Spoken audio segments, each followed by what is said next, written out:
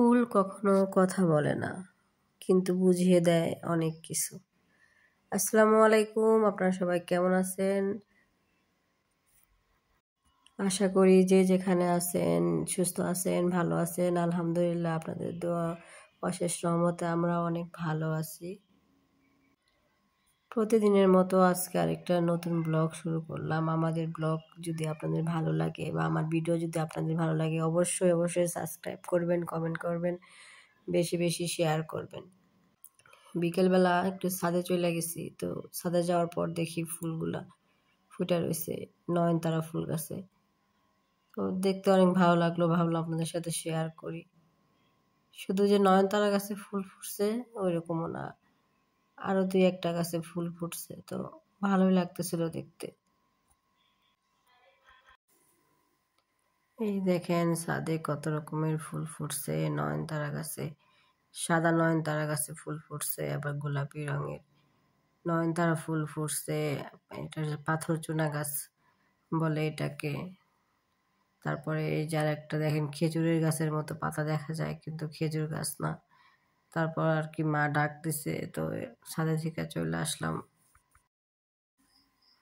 এই তো মাছ ভিজে গেছে, ভিজে যাওয়ার পরে আর কি আমি মাছ কাটতে শুরু করলাম। প্রথমে আমি আর কি মাছ আর কি আঁশ ছাড়িয়ে নিব, তো আঁশ ছাড়াইতেছি। পাশে আমার মেয়ে দাঁড়ায় আছে। দেখেন ইলিশটা মোটামুটি ভালোই বড় সাইজের। তো এই দেখেন আমি আস্তে আস্তে কাটতেছি। হঠাৎ করে বাচ্চারা এমন বায়না করে, কি আর বলবো।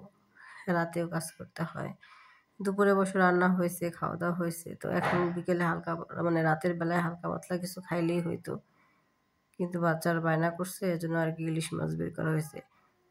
এই দেখেন আমার হাত কেটে গেল, দেখছেন অবস্থা। মাছগুলো ক্লিন হয়ে গেছে। তো রান্না বসায় দেওয়া হয়েছে। তেল গরম হয়ে যাওয়ার পরে পেঁয়াজগুলো আবার তেলের মধ্যে দিছে, তো এখন নাড়াচাড়া করতেছে, কারণ একটু লাল না হলে তো আর পেঁয়াজ উঠানো যাইব না। তো পেঁয়াজটা উঠানোর পরে তো পোলাওয়ের চাল দিতে হবে, সেজন্য আগে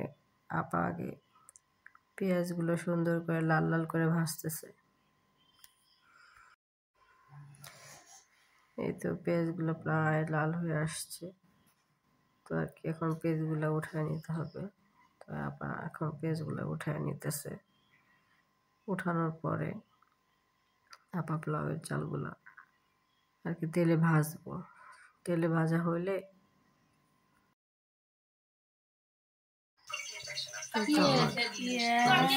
কাটা শেষ। এদিকে আপা আবার ইলিশ মাছের মশলা মাখাইতেছে, হলুদ, মরিচ, আদা, রসুন, জিরা বাটা সব মিক্সড করতেছে। ইলিশ মাছ তো ভাপাইতে হবে, যেহেতু ইলিশ পোলাও। তো দেখেন আপা মশলাগুলো সব সুন্দর করে মাখায় নিতেছে। মাখানোর পরে ইলিশ মাছগুলা পিস পিস করে তো রাখছি সুন্দর করে ধুইয়া, তো ওইগুলো সব মশলা দিয়ে মাখায় নিব। এখন আবার মশলা দিয়ে সব কিছু মাখায় নিতেছে। রান্নার সময় একটু একটু মিউজিক শুনতে ভালো লাগে, তো আর কি ফোনে হালকা মিউজিক সাউন্ড রেখে কাজ করতেছি আস্তে আস্তে দুই বোনে। এই তো ইলিশ মাছটা এখন ভাপায় নিতেছে। ইলিশ মাছটা আপা রান্নাটা খুব ভালো পারে আমার চাইতেও। এই দেখেন ইলিশ মাছটা এখন ভাপানো হয়ে গেছে, সেটা প্লেটে সুন্দর করে সাজাইছে, দেখতে অনেক ভালো লাগতেছে।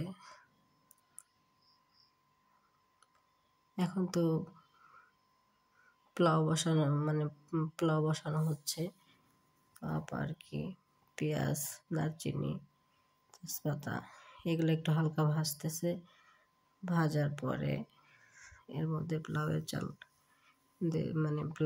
দিয়ে একটু ভেজে নিব আপা। এই তো দেখেন পোলাওয়ের চাল দিল।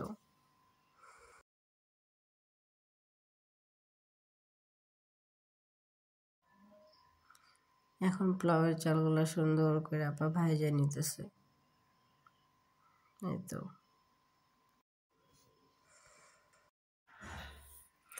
চাল ভাজা হয়ে গেলে আপা একটু পানি দিয়ে নিল, ঘি দিয়ে নিল, তারপরে একটু কাঁচা দুধ দিয়ে নিল।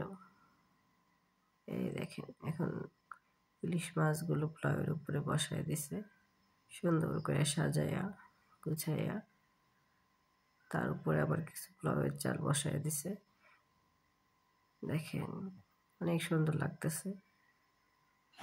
আমি রান্নাটা পারি, তবে আফা আর কি পারফেক্ট সব কাজে আমার চাইতে, যেহেতু বড় বোন, বুঝতে পারছেন, সব দিকেই ফার্স্ট।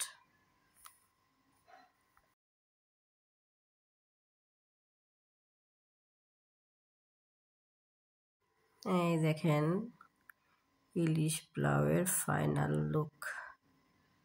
দেখতে তো লোভ লোভ লাগতেছে, লোভনীয়। তো এই তো এখন টেবিলে রাখা হয়েছে সব কিছু, সবাই মিলে এখন খাওয়া দাওয়া করব রাতে। বাচ্চারাও খাওয়ার জন্য পাগল হয়েছে, বাবা আসছে আবার কোকা কোলা নিয়ে। তো আর কি এখন আমরা সবাই মিলে একসাথে খাবো।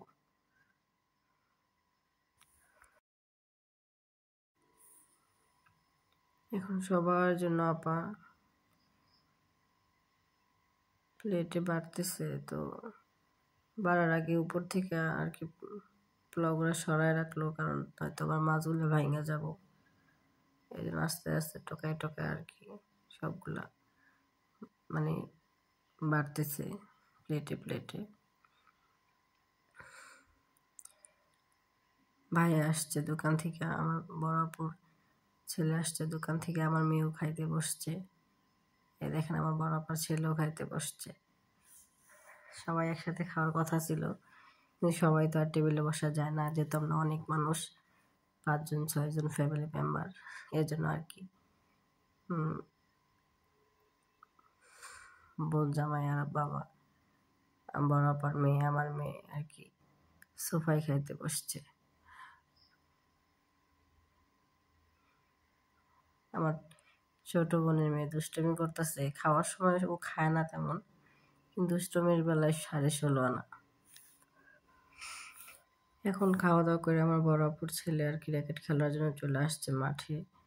তো ভাবলাম আপনাদের সাথে একটু শেয়ার করি। প্রতিদিন রাতে 12টা বাজে বাসায় আসে। তো বাবা আজকে একটু রাগ করলো, পরে আমি বললাম না বাচ্চা, বয়স হয় না তেমন, খেলতে যাক।